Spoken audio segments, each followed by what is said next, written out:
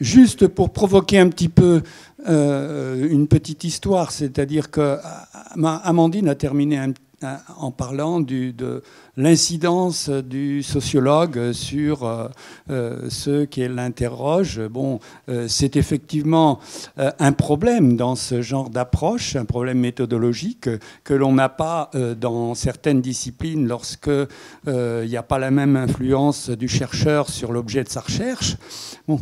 Et un jour, elle m'appelle très inquiète parce qu'elle venait de sortir d'un entretien. Et la jeune mère était en état de dépression caractérisée à la limite du suicide. Et Amandine commençait pratiquement à culpabiliser en se demandant si elle n'avait pas rajouté une couche dans cette anxiété fortement croissante. En se demandant, mais si elle se suicide, quelle responsabilité je vais avoir? Bon, c'était juste histoire de montrer aussi une des difficultés de cette discipline. Vous avez bien vu également que ou imaginez que 76 entretiens, tous transcrits, ça fait combien de milliers de pages de transcription, je ne sais plus, et que ça s'est terminé il y a 6 mois.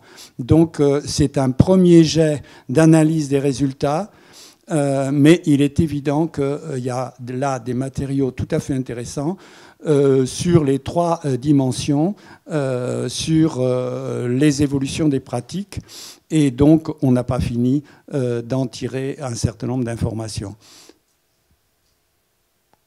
Qui veut intervenir et poser des questions? Oui. Oui, bonjour, Didier Bonnet, donc jeune retraité de l'agroalimentaire, moins d'1 an. J'ai une question parce que bon, on a parlé beaucoup dans le passé donc, du manger en fait, et maintenant on voit dans toutes les publicités, on va comme quoi il faut aussi bouger plus que consommer. Je voulais savoir si on pouvait dissocier les différentes, je veux dire, si on a un objectif santé ou forme. Est-ce qu'on arrive à bien dissocier l'axe nutritionnel de l'axe bouger, donc activité, et l'axe dormir? Parce que jusqu'à présent, on s'est beaucoup focalisé sur l'axe nutrition. Et est-ce que ces axes sont complètement indépendants? Je pensais en particulier à la première intervention, et après j'arrête. Sur la première intervention, il y avait cette différence entre inactivité physique et sédentarité. Qui me semble, bon, pour moi, si on me demande maintenant de la réexpliquer, c'est pas très évident en fait. Parce que c'est un peu le négatif de l'activité physique et le positif de la sédentarité, je pense qu'ils ne sont pas complètement dissociés. Voilà. En fait, c'est une réaction triangulaire à triple sens. C'est-à-dire que, par exemple, au début des années 2000, on a démontré que de ne pas dormir assez, ça faisait qu'on avait plus faim, on métabolisait moins les aliments et dans la journée, on avait plus faim et qu'il y avait une appétence pour les aliments sucrés. Donc, évidemment, on va prendre du poids, plus manger et surtout des aliments sucrés et gras. Donc, ça va être plus difficile de bouger. Donc, il va y avoir moins d'activité physique.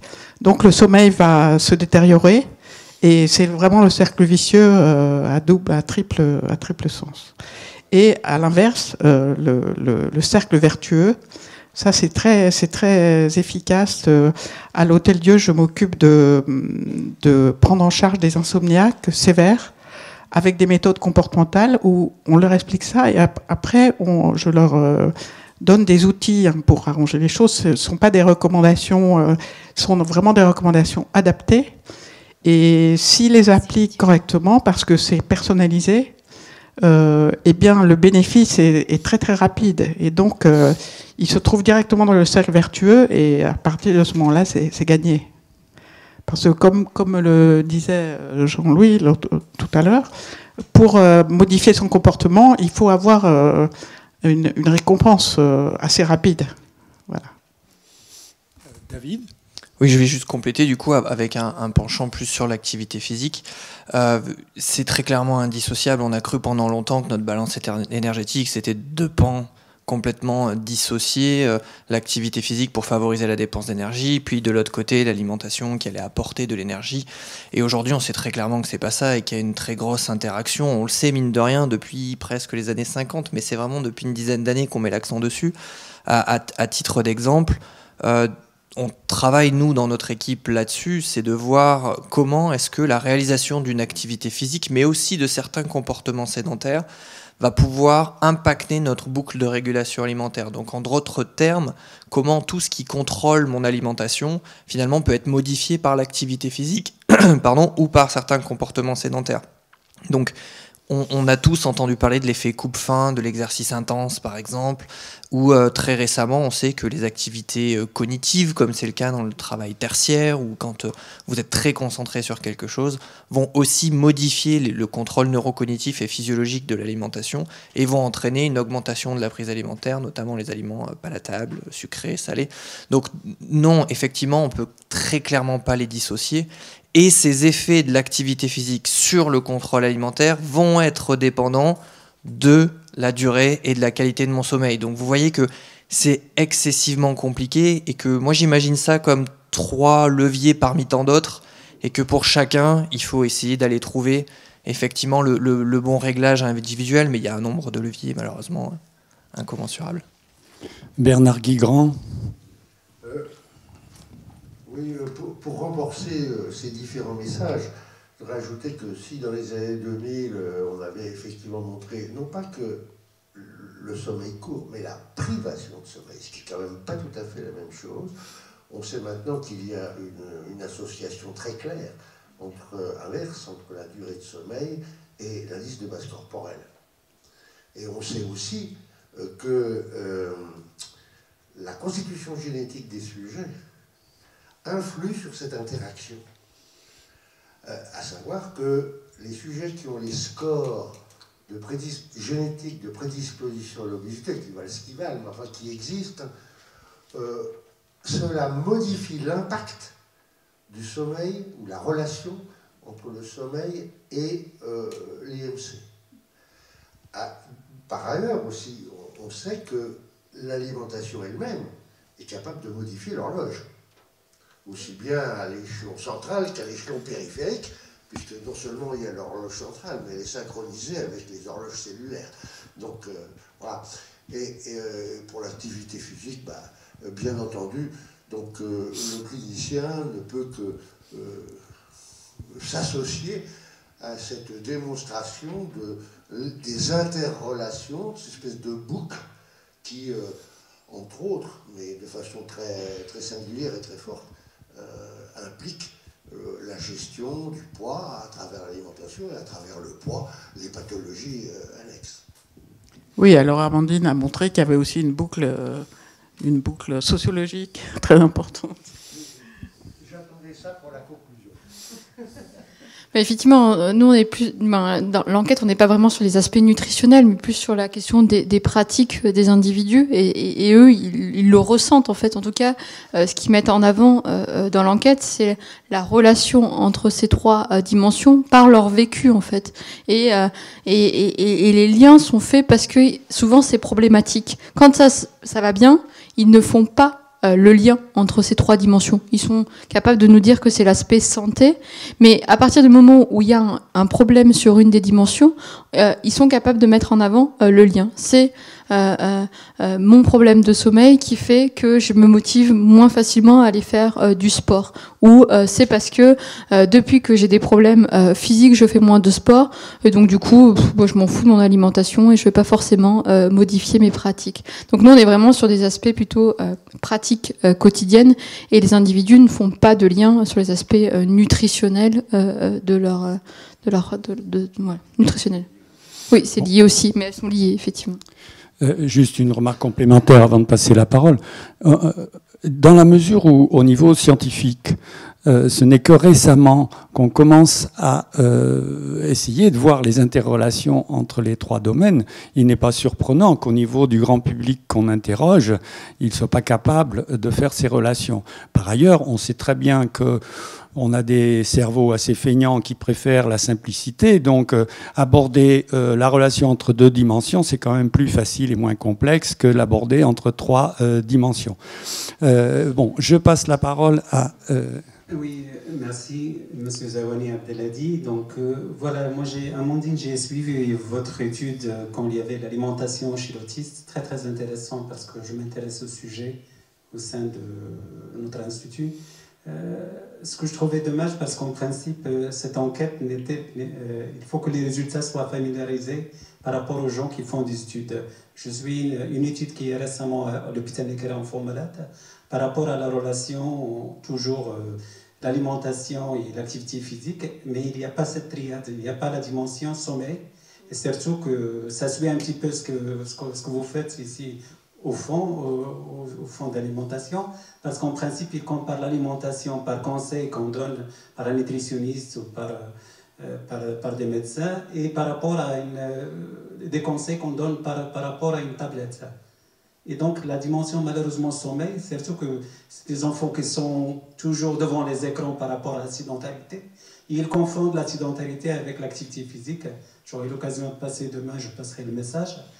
Et je voulais savoir exactement, est-ce que dans les perspectives, il y a une étude chez les adolescents, parce qu'ils sont très, très, très ciblés par rapport à cette thématique, et les sujets âgés qui sont des résidents dans certains EHPAD, parce que je l'ai visité, je vois aussi cette thématique aussi, ça se pose. Et merci. Alors, je vais répondre. En fait, l'objectif de cette étude, initialement, on en avait deux. C'était justement de voir comment s'articulent ces trois dimensions, parce que comme vous le dites, et comme on l'a dit, elles sont rarement étudiées ensemble, elles ne le sont jamais, par deux dans le meilleur des cas. Donc c'était déjà ce point-là, comment est-ce qu'on articule les trois. Et après, on a choisi des moments de vie, du parcours de vie où il y avait des ruptures. Parce que l'idée de départ, le présupposé qu'on a, c'est de se dire, il y a beaucoup des pratiques dans ces dimensions-là, que ce soit l'activité physique, l'alimentation, mais même le sommeil, qui sont dans des routines. À un moment, on a tous des vies très chargées et que quand on a décidé que le matin, on se levait à telle heure, qu'on prenait sa douche avant de s'occuper des enfants ou après le petit déjeuner dans cet ordre, qu'on déposait l'enfant à l'école, ainsi de suite, on ne réfléchit pas à ça tous les matins. On le fait de manière automatique. Donc on a des routines qui s'installent. Et on sait que quand les routines sont installées, c'est très très compliqué de les faire bouger et de faire évoluer les comportements. Donc c'est pour ça qu'on a choisi ces deux moments, l'arrivée du premier enfant qui va complètement bouleverser les routines et le passage à la retraite. Et donc, ce qui est différent dans les populations dont vous parlez, ou notamment en EHPAD où il y a quand même plus beaucoup d'autonomie, où tout est cadré, et puis l'adolescent, lui, il est complètement à refuser toutes les contraintes et tous ces aspects-là. Donc c'est pour ça qu'on s'est concentré sur ces deux moments spécifiquement. Et du coup, pour rebondir sur votre question, spécifiquement chez l'enfant et chez l'adolescent, parce que c'est assez intéressant, effectivement, on est en train de soulever la nécessité de considérer ce triptyque. Et vous l'avez très bien souligné tout à l'heure, entre le moment où la recherche commence à s'y intéresser à des premiers résultats et le moment où le grand public arrive finalement et la population générale à mobiliser pour elle-même ces résultats, et il peut se passer parfois du temps. Et il n'y a pas très longtemps, il y a 2 ans, 3 ans à peu près, que les Canadiens ont initié, alors l'étude date d'il y a 5 ou 6 ans, une étude qui se passe dans plus de 15 pays à travers le monde chez les enfants et les adolescents. C'est une étude qui s'appelle IceColli, donc il y a plus de 8 ou 9 000 enfants et adolescents. Et ce qui est intéressant, c'est qu'au début, effectivement, il y avait une réflexion assez binaire avec les recommandations d'activité physique, puis les recommandations nutritionnelles, puis les recommandations de sommeil. Et les Canadiens ont utilisé ce qu'ils appellent donc les recommandations sur 24 heures, où ils combinent sommeil, activité physique et nutrition. Et leur grosse question, c'est de dire, voilà, est-ce que finalement il y a un effet exponentiel ? C'est-à-dire, est-ce qu'un enfant qui atteint une recommandation sur les 3 est autant à risque qu'un enfant qui atteint 3 recommandations sur les 3, etc. Et on le voit très bien, effectivement, ce ne sont pas toujours les mêmes enfants, mais le fait de ne pas respecter 2 ou 3 de ces recommandations qui doivent être les piliers de la journée des enfants et des adolescents, augmente d'autant plus le risque d'avoir effectivement des risques cardio-métaboliques, un surpoids, etc. Et donc je pense que ce triptyque, pour le moment, il commence effectivement à émerger. Il commence à émerger en termes de santé publique, ou en tout cas d'un point de vue observationnel. Les données qu'on a sont observationnelles. Et c'est d'autant plus la richesse du projet du fonds qui, elle, est carrément aller chercher des périodes directement critiques et où les changements sociétaux et les changements de vie vont bouleverser complètement ça. Mais il est clair qu'il y a d'autres périodes de vie qui sont des ruptures de routine qui pourraient être des fenêtres favorables aux politiques d'intervention. Et il reste donc à étudier plus particulièrement ces autres périodes parce que les évolutions des déterminants au cours de ces autres périodes ne sont pas forcément les mêmes quand on change d'habitat, quand on a un divorce, quand on devient malade, etc. Et à l'adolescence et tout ça. J'avais une question pour David Tivell. Vous disiez que, quelle que soit l'activité d'une personne, si elle fait 20 km de jogging par semaine, 40 ou se déclare sédentaire, ils ont le même niveau de sédentarité finalement dans la semaine. Effectivement, dans l'étude que j'ai utilisée, je ne sais pas si votre question est là, vous me direz, dans l'étude que j'ai utilisée pour illustrer mes propos, c'est qu'on avait 3 profils, 3 groupes avec des profils d'activité physique très distincts. Un groupe qui courait plus de 40 km par semaine, c'est comme il faut le faire quand même. Un groupe qui courait 20 km par semaine et un groupe qui déclarait ne pas s'engager dans des activités physiques structurées. Et ce qui était intéressant, c'est que quand on regarde la quantification objective de leur activité physique avec de l'accélérométrie, on se rend compte que 20 km par semaine, c'est pas forcément suffisant pour atteindre les recommandations. Le message était là, de dire attention, vous voyez, les recommandations, c'est quand même une marche qui est très haute, il faut y aller progressivement, parce que même certaines personnes qui font 20 km par semaine ne les atteignent pas. Et l'autre message, et vous avez bien raison de le souligner, c'était de dire c'est pas parce que je fais 40 km par semaine que je ne consacre pas un temps considérable à des activités avec écran ou à des activités assises ou à la lecture, etc. Ce qu'on appelle les comportements sédentaires. Dans les années 90, Epstein appelait toutes ces activités-là, la lecture, l'écran, le canapé, la position assise, comme étant des comportements sédentaires. Et donc, cette illustration, elle était là, de dire attention, il y a le problème des recommandations qui sont difficiles à atteindre pour certaines personnes, et il y a surtout le fait que c'est pas parce que je vais être très actif que je ne vais pas consacrer un temps considérable à des comportements sédentaires. Et dans la suite de mon exposé, j'ai essayé en tout cas de vous montrer que même quand je suis actif, si j'ai beaucoup de comportements sédentaires, notamment à écran, je vais avoir des implications néfastes sur ma santé cardio-métabolique. Alors j'avais une deuxième question qui était justement, est-ce que ce n'est pas parce que des personnes considèrent qu'elles ont beaucoup d'activité physique ou suffisamment d'activité physique, mais peut-être uniquement 2 jours par semaine ou le week-end, que finalement elles ne sont pas plus sédentaires dans la semaine? Il y a une sorte de déculpabilisation. Il y a 2 aspects, vous m'emmenez sur des choses loin, mais c'est bien. Il y a l'aspect, effectivement, qu'est-ce que ça représente pour nous l'activité physique?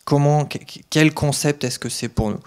Et effectivement, pour certaines personnes, vous aurez cette forme de compensation qui est un peu une déculpabilisation du fait de, on l'a un peu tous vécu, il ne faut pas qu'on parle des autres autant qu'on parle de nous.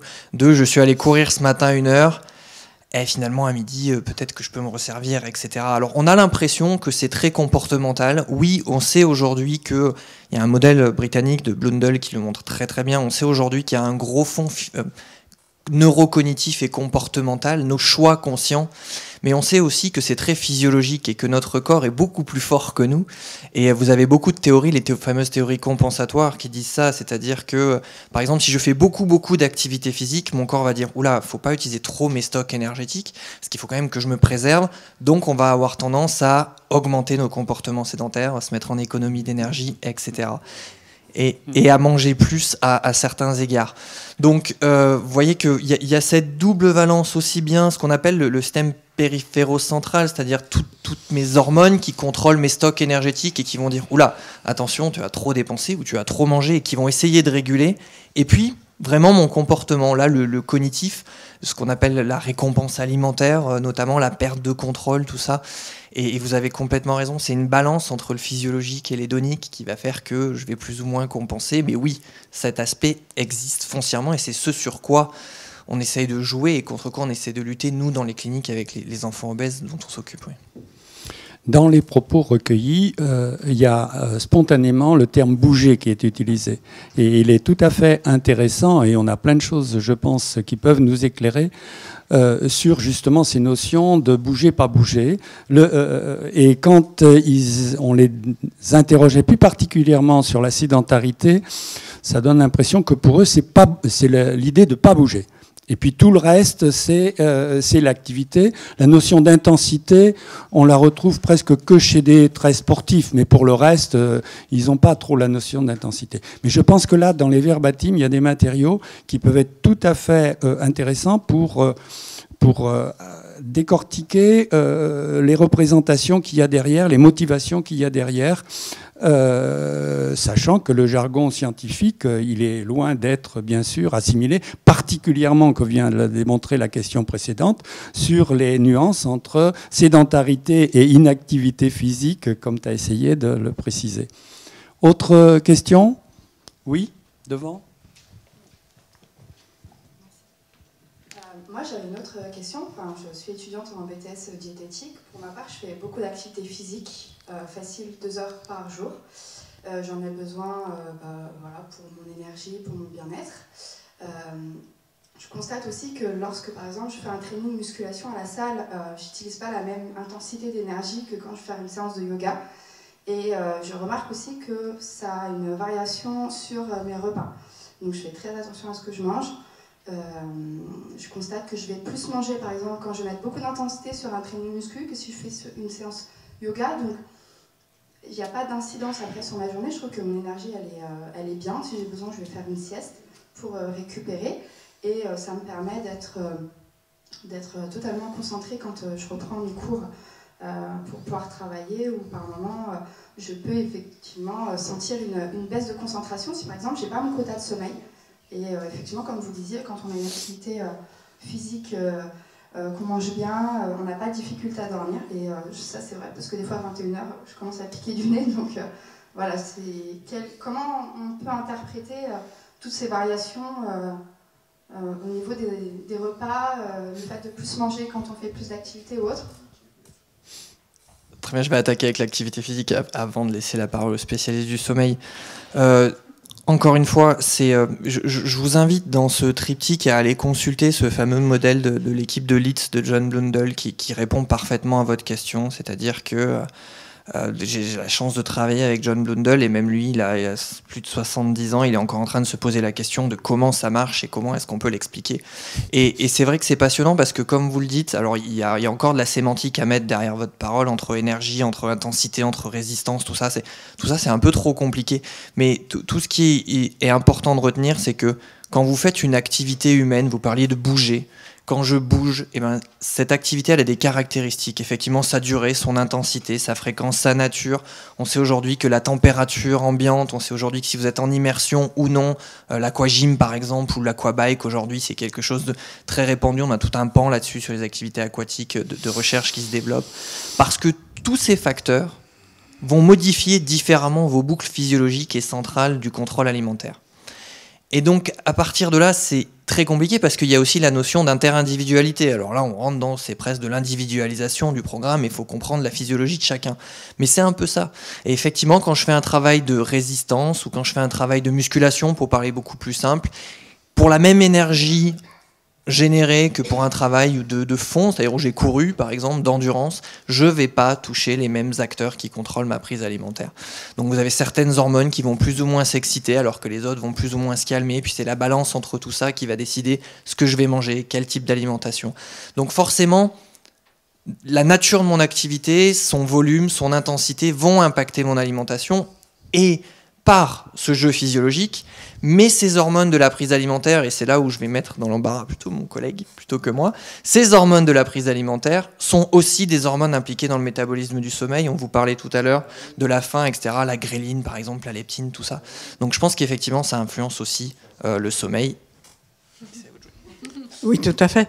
Mais je voulais faire une petite mise au point sur ce que vous expérimentez et ce qu'on observe dans des études épidémiologiques de comportement des populations ou même d'un groupe, et puis l'expérimentation en laboratoire où on a deux groupes qui sont vraiment contrôlés. Ça veut dire que on fait varier qu'un seul facteur. Et vous y faisiez référence tout à l'heure, quand on a démontré qu'il y avait une influence de la durée du sommeil sur la prise alimentaire, la sensation de faim et le métabolisme, et aussi la prise de poids, eh bien, on a pris deux groupes de sujets qui mangeaient la même chose, enfin voilà, qui étaient très contrôlés sur le plan alimentaire, sur le plan activité physique. La seule différence, c'est que y en a qui dormaient que 4 heures, c'est-à-dire qu'on les privait de sommeil, comme vous l'avez précisé, et les autres dormaient 8 heures, leur temps habituel. Donc c'est vraiment pour démontrer un lien de cause à effet expérimental. C'est vraiment un groupe contrôlé. Après, dans une vie normale, entre guillemets, comme vous l'exposiez pour votre cas, il y a tellement de facteurs qui jouent qu'il est difficile d'en tirer des conclusions. Par contre, quand on retrouve des choses qu'on a démontrées expérimentalement, à ce moment-là, on est à peu près convaincu que ce qu'on dit est exact scientifiquement. Voilà. Amandine ? Juste rajouter quelque chose, il y a aussi les aspects sociaux, parce qu'on parle beaucoup depuis tout à l'heure du biologique, de la green, tout ça, ce qui est très très intéressant, je ne remets pas en cause, mais il y a aussi pour le contexte social qui joue sur cette prise alimentaire, sur cette pratique de l'activité physique et sur le sommeil. Donc on peut imaginer que les travaux entre l'articulation et entre le biologique et le social sont pas récents, et c'est aussi des éléments à prendre en compte dans les comportements des individus et dans leurs pratiques au quotidien. On en a une illustration dans la salle. Nous sommes que 8 debout et les normes sociales font que dans ce genre d'événement, même si ça fait plus de 2 heures que nous sommes sédentaires assis, il n'y en a que 2 qui se sont levés pour partir. Donc avant de passer la parole peut-être à quelques questions venant de l'extérieur, il n'est bien évidemment pas interdit à certains de bouger pour respecter les recommandations de non-sédentarité. On passe peut-être la parole à l'extérieur. Il y a des questions ? Il n'y en a pas ? Bon. Dans la salle encore alors ? Quand vous avez détaillé excuse-moi, Amandine, c'est de la biologie, mais c'est de la dépense énergétique. Vous n'avez pas, où placez-vous ce qu'on a appelé la non-exercise thermogenesis, c'est-à-dire l'énergie qu'on consomme simplement quand on bouge par la gestuelle. Il y a donc, on peut le faire assis d'ailleurs. Et il y a quand même tout un tas de données, un peu anciennes quand même, mais qui montraient que l'importance de la gestuelle, telle qu'on pouvait la mesurer par exemple par des systèmes d'analyse du mouvement, était un fort prédicteur de la capacité à accumuler de la graisse. Je pense que vous connaissez ces travaux qui sont quand même un peu anciens, mais oui. Où placez-vous ça? Parce que ça n'est ni de l'exercice physique, ça n'est ni du non-bouger, et ça n'est pas vraiment de la sédentarité. D'ailleurs, quand vous comparez des gens qui sont gros ou des gens qui sont minces, quand ils sont en train de parler, il y en a qui gesticulent tout le temps, et d'autres qui sont assis et qui ne bougent pas et qui récitent leur truc.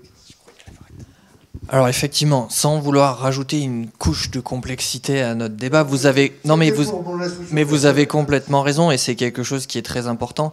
On a, je pense, un gros problème, c'est que toutes les études d'énergétique et de métabolisme ont vraiment switché sur de la physio, et on a oublié l'énergétique. Et les belles études d'énergétique qu'on a, effectivement, c'est encore des études qui datent des années 70. Les dernières belles études sont des années 80. Et on a la chance d'avoir un collègue qui s'appelle Abdoul Doulo à Fribourg, qui lui reste fidèle à tout ça, et notamment se pose ces questions-là. Alors je ne vais pas rentrer dans les classifications énergétiques, vous avez raison, c'est une part de notre dépense d'énergie qui est absolument importante, l'énergie. et qui n'est jamais mesurée pour plusieurs raisons. Peut-être aussi parce qu'elle est excessivement difficile à mesurer, surtout que nous, on arrive avec notre sémantique et on rajoute nos concepts de sédentarité, etc. Alors, aller mesurer des différences d'énergie là-dedans, c'est pas toujours évident.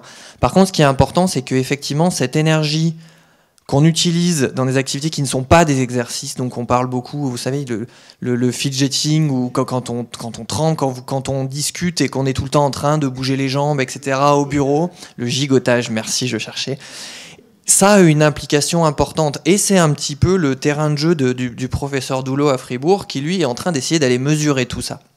Et les lois de l'énergétique qu'on a aujourd'hui ne s'appliquent pas à ces petits mouvements. C'est-à-dire qu'on a de très belles relations entre notre fréquence cardiaque et notre dépense d'énergie. Mais là, c'est des intensités tellement faibles que cette relation, elle n'existe plus. Donc c'est excessivement compliqué. Même quand vous prenez de la calorimétrie, qu'on mesure nos échanges gazeux, eh ben, on n'arrive pas à le détecter. Donc, aller faire des liens de cause à effet sur la quantité énergétique générée par ce type d'activité ou de mouvement et leurs implications, c'est excessivement compliqué. Par contre, ce qui est sûr, c'est que, par exemple, on essaye de s'en servir dans le travail actif, c'est-à-dire pour que les employés du secteur tertiaire essayent de casser leur immobilisme, si j'ose dire, pour éviter de rajouter un autre mot. Et on essaye d'aller se servir de ça et de voir si on a des impacts de ceux qui ont des petits mouvements anodins comme ça, mais qui finalement peuvent avoir un effet énergétique. Mais il y a une énorme variabilité interindividuelle. C'est-à-dire que vous avez des gens chez qui ça va augmenter un petit peu la dépense d'énergie et d'autres chez qui ça ne va pas l'augmenter. On appelle ça les gens qui sont les energy savers et non-savers. Donc c'est des gens, par exemple, vous savez, on vous dit beaucoup qu'il faut se lever et rester debout ou travailler debout.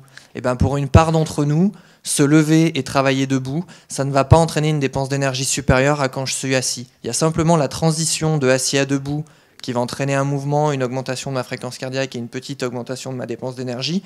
Et au bout de quelques minutes, ma fréquence cardiaque et ma dépense d'énergie vont revenir exactement au même niveau que lorsque je suis assis. Alors que chez certaines personnes, ça va rester un peu plus haut.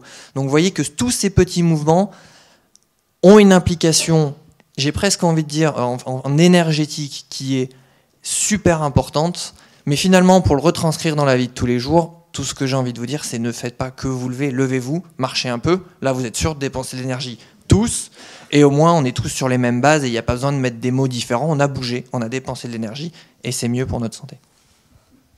Vous voyez qu'en parlant, vous êtes beaucoup agité et je pense que vous êtes plutôt parmi... Faudrait que je fasse attention à ma consommation alimentaire dans le train. Tu évoquais les incidences variées selon les individus. Il semble bien qu'il y a des différences aussi entre ceux qui ont tout le temps envie de bouger et qui le montrent sans doute par la gesticulation, quelle que soit leur position, et puis d'autres qui n'ont pas vraiment envie de bouger et qui disent qu'il faut qu'ils se forcent pour le faire, etc. Et on sent bien là que les motivations à essayer d'avoir des comportements plus actifs et moins sédentaires ne sont pas aussi faciles chez cette deuxième partie de population. Par contre, il y a d'autres facteurs, notamment sur les jeunes retraités, c'est l'attrait de bouger avec d'autres. C'est-à-dire d'aller marcher, faire de la randonnée avec d'autres. Il y en a qui disent « je m'inscris dans une salle de sport pour aller rencontrer du monde ». Et c'est pas vrai que d'une femme veuve qui va peut-être chercher un nouveau compagnon. C'est plusieurs cas. Bon, donc il y a cette... mais on sent bien des différences pas négligeables. C'est clairement là où, comme l'a dit Amandine, la physiologie s'arrête et où c'est la sociologie qui prend le pas. Est-ce qu'il y a encore d'autres remarques ou questions? Oui?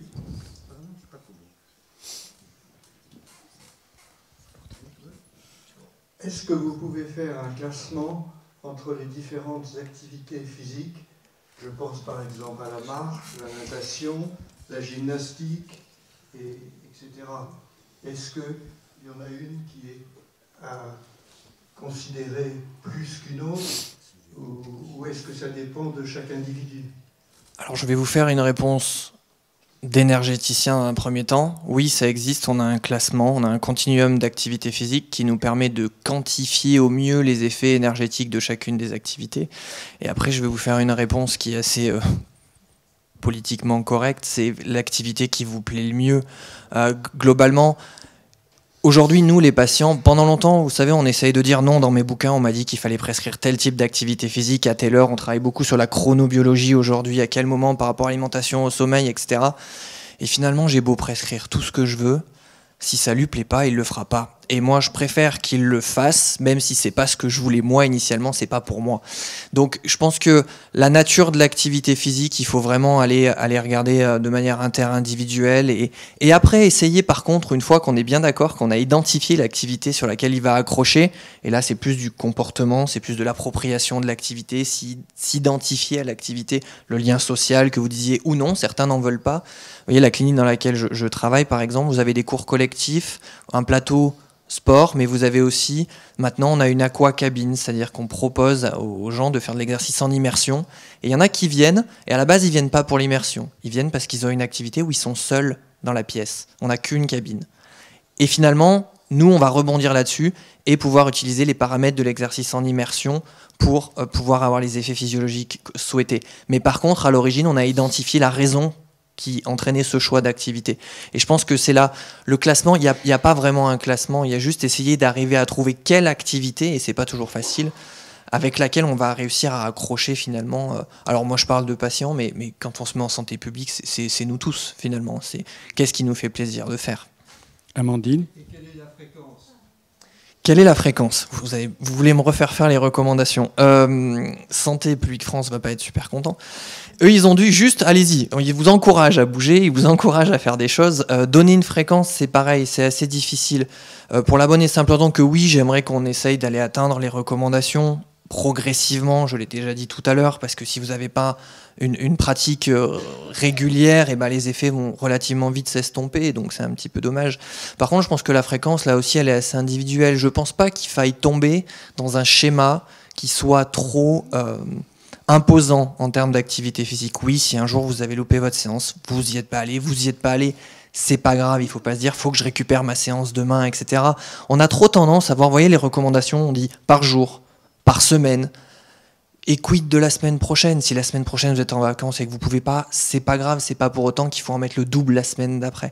Je pense qu'il faut arriver à avoir, surtout à faire rentrer ça comme étant des habitudes et pas des impositions dans la vie de tous les jours. Amandine ? Il y a des activités physiques que certaines personnes ne peuvent pas faire pour des raisons Oui, métabolique, tout à fait. Ouais.